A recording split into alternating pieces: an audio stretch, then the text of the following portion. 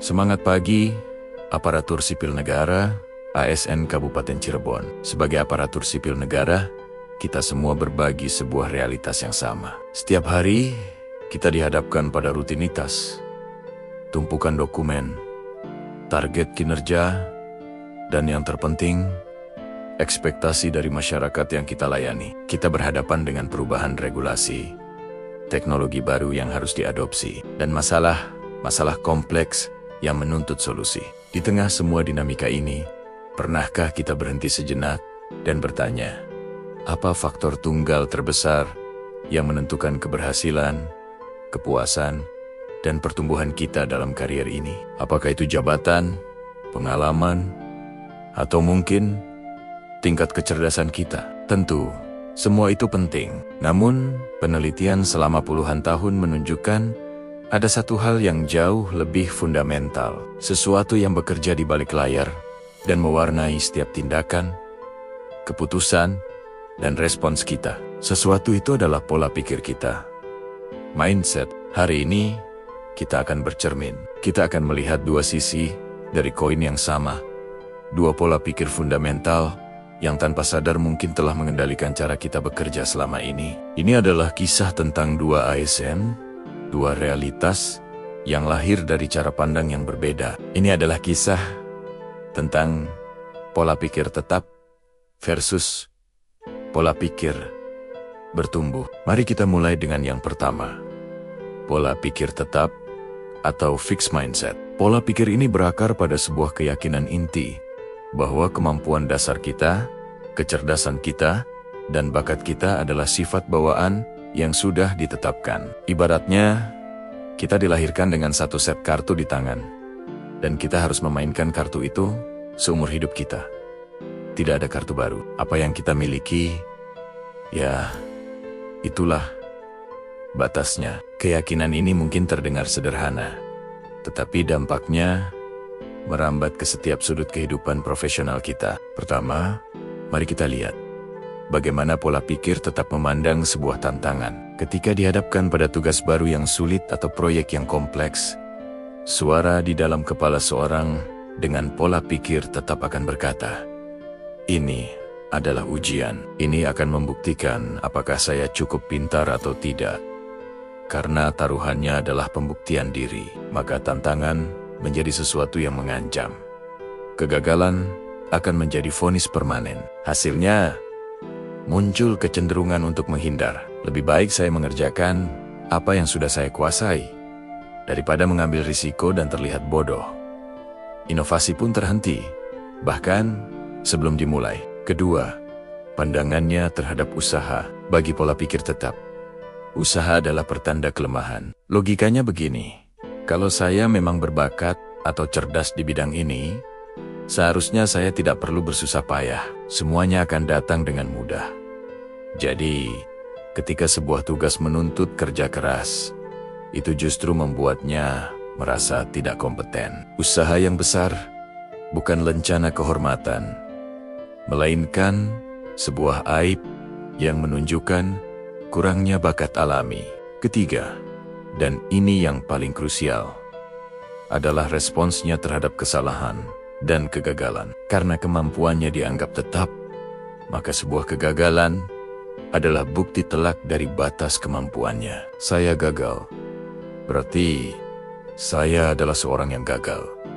Tidak ada pemisahan antara tindakan dan identitas. Kesalahan kecil dalam laporan dianggap sebagai bukti ketidakbecusan. Program yang tidak berjalan sesuai rencana dianggap sebagai akhir dari dunia. Ini melahirkan rasa malu, defensif, dan kecenderungan untuk menyalahkan faktor eksternal. Selanjutnya, bagaimana dengan kritik dan masukan? Pola pikir tetap mendengar kritik sebagai serangan personal. Setiap masukan untuk perbaikan dianggap sebagai tuduhan bahwa hasil kerjanya tidak cukup baik, yang berarti dirinya tidak cukup baik. Dinding pertahanan pun dibangun. Alih-alih menyerap informasi, energinya habis untuk membela diri, mencari pembenaran, atau meragukan niat si pemberi masukan. Terakhir, bagaimana ia melihat kesuksesan orang lain? Keberhasilan seorang rekan kerja bisa terasa seperti ancaman. Itu menjadi cermin perbandingan yang membuat dirinya terlihat kurang. Alih-alih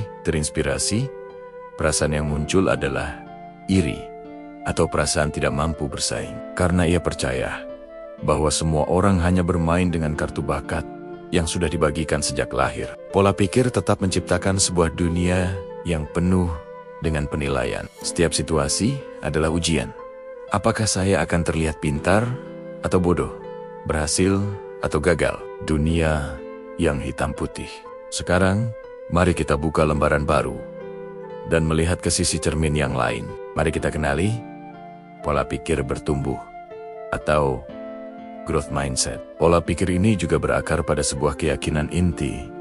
Namun, keyakinan yang sama sekali berbeda. Ia percaya bahwa kemampuan dan kecerdasan bukanlah sesuatu yang ditetapkan di atas batu. Itu hanyalah titik awal. Kemampuan sejati kita dapat dikembangkan melalui dedikasi, strategi yang tepat, dan kerja keras. Bakat bukanlah takdir, melainkan potensi awal. Ibaratnya, kemampuan kita bukanlah kartu, melainkan otot. Semakin sering dilatih, semakin kuat ia jadinya. Keyakinan fundamental ini mengubah segalanya. Mari kita lihat kembali 5 aspek yang sama. Pertama, tantangan. Bagi pola pikir bertumbuh, tantangan bukanlah ancaman, melainkan peluang. Suara di kepalanya berkata, "Ini menarik, ini sulit." Dan justru karena itulah, saya bisa belajar banyak hal baru. Tantangan adalah arena latihan untuk membuat otot kemampuannya lebih kuat. Kegagalan mungkin terjadi, tapi itu bukanlah vonis. Itu adalah bagian dari proses peregangan diri untuk tumbuh. Kedua, pandangannya terhadap usaha. Jika pola pikir tetap melihat usaha sebagai tanda kelemahan, pola pikir bertumbuh melihat usaha sebagai jalan menuju penguasaan. Usaha adalah mekanisme yang mengaktifkan kemampuan dan mengubahnya menjadi prestasi. Tidak ada seorang ahli pun di dunia ini yang tidak melalui ribuan jam usaha dan latihan. Bagi pola pikir ini, kerja keras adalah lencana kehormatan. Ketiga, responsnya terhadap kesalahan dan kegagalan. Ini adalah perbedaan yang paling transformatif. Pola pikir bertumbuh mampu memisahkan antara tindakan dan identitas. Sebuah kegagalan adalah peristiwa, bukan jati diri. Program ini gagal, bukan saya yang gagal. Kegagalan bukanlah vonis, melainkan informasi. Itu adalah data. Pertanyaan yang muncul bukanlah siapa yang harus disalahkan, melainkan apa yang bisa kita pelajari dari sini. Kesalahan dalam laporan adalah umpan balik untuk lebih teliti di kemudian hari. Selanjutnya, bagaimana dengan kritik dan masukan? Alih-alih tembok pertahanan, pola pikir bertumbuh membangun sebuah jembatan. Kritik, bahkan yang disampaikan dengan cara yang kurang menyenangkan, dianggap sebagai informasi gratis untuk menjadi lebih baik. Tentu, rasanya mungkin tidak nyaman, tetapi pertanyaan di benaknya adalah, apa butiran emas kebenaran yang bisa saya ambil dari masukan ini untuk pengembangan diri saya? Ia secara aktif mencari umpan balik, bukan menghindarinya. Terakhir, bagaimana ia melihat kesuksesan orang lain? Keberhasilan seorang rekan kerja bukanlah ancaman, melainkan inspirasi. Pertanyaan yang muncul adalah, luar biasa.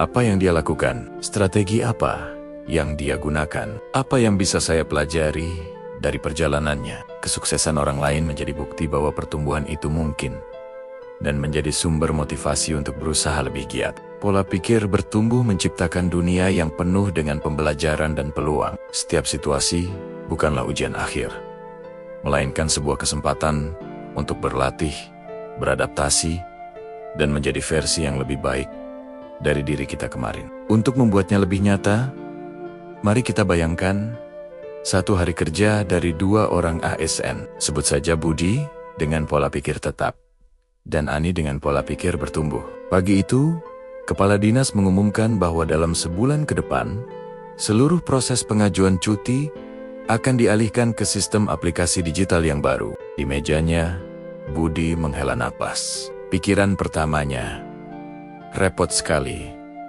Sistem yang lama sudah cukup. Saya ini bukan orang IT. Pasti akan kesulitan dan membuat kesalahan. Ini hanya akan memperlambat pekerjaan saya. Sepanjang hari, Budi menunda-nunda untuk membuka aplikasi baru itu. Dia mengeluh kepada rekan-rekannya tentang betapa rumitnya perubahan ini. Ketika akhirnya dia mencoba dan menemukan satu tombol yang tidak dia pahami, dia langsung menutupnya dan berpikir, benar kan? Ini tidak akan berhasil. Saya tidak cocok dengan hal-hal seperti ini. Sementara itu, di ruangan lain, Ani mendengar pengumuman yang sama. Pikiran pertamanya, oh menarik, ini tantangan baru. Saya memang belum terbiasa, tapi ini kesempatan bagus untuk belajar hal baru dan mungkin prosesnya bisa lebih efisien.